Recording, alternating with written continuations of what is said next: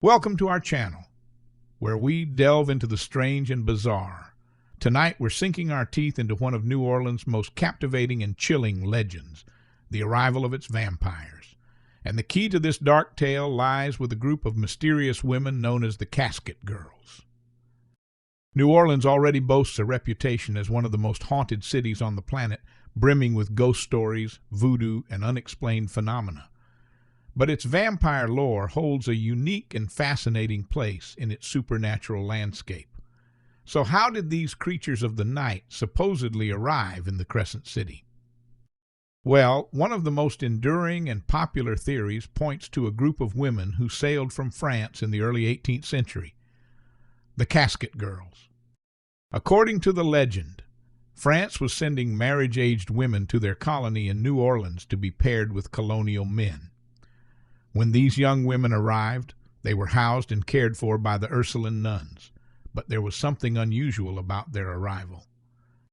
For you see, each woman brought with her a locked casket, and they were under strict instructions. These boxes were never to be opened, not even by the nuns who sheltered them. And this is where our story takes a decidedly dark turn.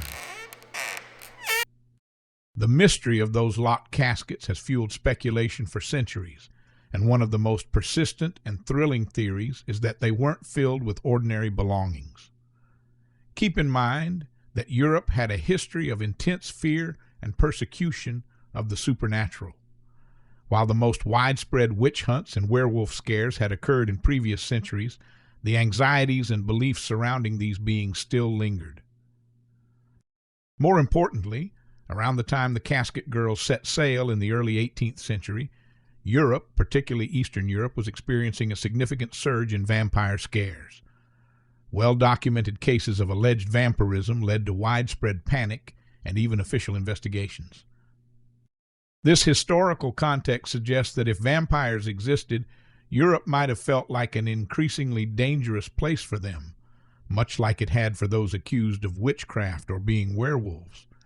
Perhaps just like many humans seeking new opportunities and freedom, these creatures of the night also look towards the New World for refuge and a place to thrive. And that's where the vampire story gets really interesting. Some say the women themselves were the vampires and their caskets were filled with soil from their homeland, something vampires in stories often need. If the legend is true and that these girls were indeed vampires, could some of them still be walking the streets of New Orleans today? Perhaps some of them found refuge in some hidden corners of the city. Or another compelling theory suggests that the caskets themselves held actual sleeping vampires, sent to the New World by their Old World masters for reasons unknown. In this scenario, the Casket Girls might have been entirely unaware of the precious and dangerous cargo they transported across the ocean.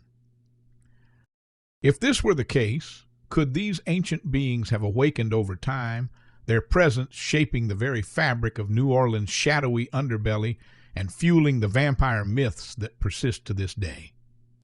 Thank you for watching. Tell us what you think of vampires in New Orleans. We'll see you next time.